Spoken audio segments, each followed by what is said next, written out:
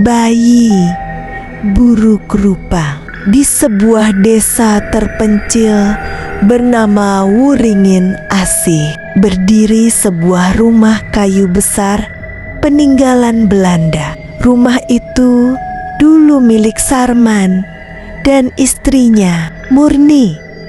Mereka pasangan sederhana, pekerja keras, tapi lama menikah tidak pernah punya anak. Murni sering terlihat termenung di serambi rumah, menatap anak-anak desa bermain. Dalam hatinya ada iri yang tak bisa ia sembunyikan. Semakin lama, rasa itu berubah jadi obsesi. Pada suatu malam, Murni pergi diam-diam ke rumah seorang dukun tua terkenal angker, Nyai Saritem. Gubuk itu berdiri di pinggir hutan bambu, penuh asap dupa. Bau belerang menusuk hidung. Dengan mata merah, Nyai Saritem berkata, "Kau ingin anak? Bisa, tapi tidak ada kehidupan yang lahir tanpa kematian. Kau siap menanggungnya?" Murni mengangguk tanpa ragu. Nyai Saritem lalu memberikan kendi berisi air hitam kental. "Minumlah saat bulan purnama. Kau akan mengandung, tapi ingat, yang lahir bukan sepenuhnya manusia." Murni pulang dengan hati berbunga. Benar saja, beberapa minggu kemudian Murni hamil. Perutnya membesar terlalu cepat, jauh lebih cepat dari kehamilan normal. Wajahnya pucat, tubuhnya lemah, tapi matanya berbinar penuh harapan. Saat bulan ke-7, rasa sakit datang. Malam itu hujan deras mengguyur. Dari rumah kayu tua terdengar jeritan panjang. Bidan desa dipanggil, tapi tak ada yang berani masuk. Tangisan bayi bercampur lolongan aneh terdengar dari dalam. Keesokan harinya, rumah itu sunyi. Saat tetangga memberanikan diri masuk, mereka melihat Murni duduk lemah dengan kain lusuh di pelukannya. Di dalam kain itu ada bayi, tapi wujudnya, kepalanya besar, kulitnya hitam mengelupas, matanya merah menyala, mulutnya sobek lebar seperti luka yang tak pernah sembuh. Bayi itu menatap lurus ke arah mereka, lalu tersenyum.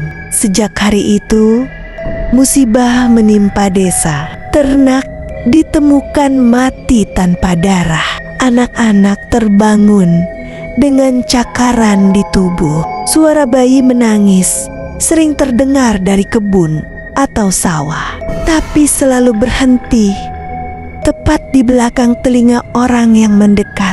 Warga mulai takut. Mereka yakin bayi itu bukan manusia, tapi titisan iblis. Sarman, ayah bayi itu, semakin tertekan. Ia beberapa kali mencoba membuang bayinya ke sungai, tapi setiap kali ia melangkah, kepalanya pusing, tubuhnya lumpuh.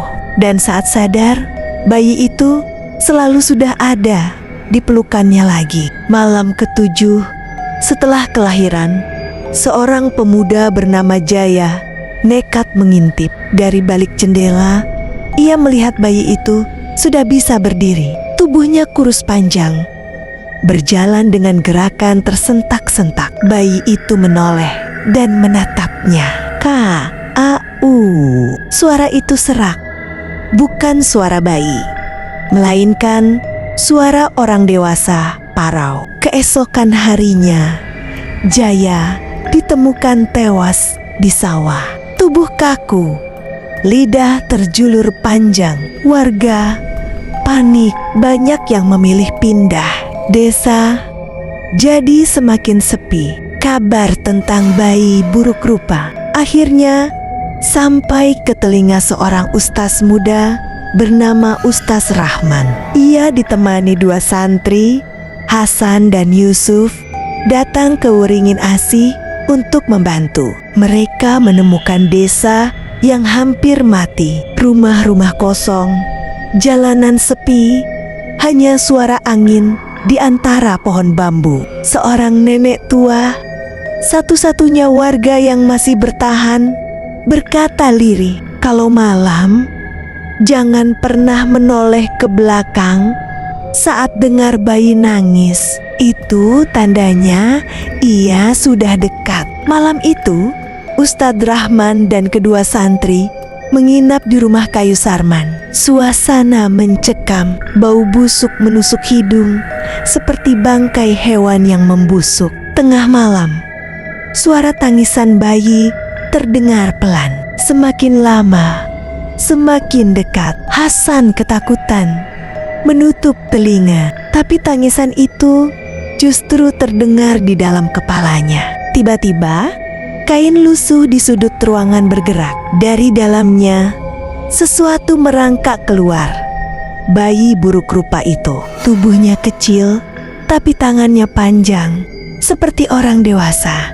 Kukunya runcing. Ia merangkak cepat ke arah Hasan, lalu menempel di punggungnya. Hasan menjerit keras. Tubuhnya kaku, matanya putih semua. "La ilaha illallah," teriak Ustaz Rahman membaca ayat kursi. Bayi itu menoleh, menatap dengan mata merah menyala. Senyum sobeknya melebar. Lalu ia berlari masuk ke kegelapan. Hasan jatuh tak sadarkan diri. Esoknya, mereka bertemu Murni. Tubuhnya kurus, wajahnya penuh lingkar hitam. Ia tetap menggendong kain lusuh itu. Matanya kosong. "Kalian tidak mengerti. Dia anakku. Dia cuma ingin disayangi. Kalian semua jahat, ingin merenggutnya dariku." Tiba-tiba, dari balik kain, bayi itu muncul. Kali ini tubuhnya lebih besar, seperti anak kecil berumur 5 tahun. Tapi wajahnya tetap rusak. Ia menatap Ustadz Rahman, lalu tertawa. Suara tawa bayi bercampur desisan ular. Rumah itu berguncang. Pintu menutup sendiri. Jendela pecah. Angin kencang berhembus. Suara tangisan bayi bergema di seluruh ruangan. Rahman dan Yusuf melantunkan doa keras-keras. Bayi itu menjerit. Tubuhnya berasap, lalu menghilang ke dalam bayangan. Tapi sebelum lenyap, ia berbisik, "Aku akan kembali." Setiap kali ada ibu yang rela menukar kasih dengan dosa. Murni menghilang malam itu. Rumah kayu dibiarkan kosong. Desa Wuringin Asih benar-benar mati, ditinggalkan warganya. Namun hingga kini, jika seseorang nekat melewati rumah itu saat tengah malam, mereka bisa mendengar suara bayi menangis pelan, panjang, seperti memanggil. Dan jika ada yang berani menoleh, mereka akan melihat sosok kecil dengan senyum sobek menunggu di kegelapan.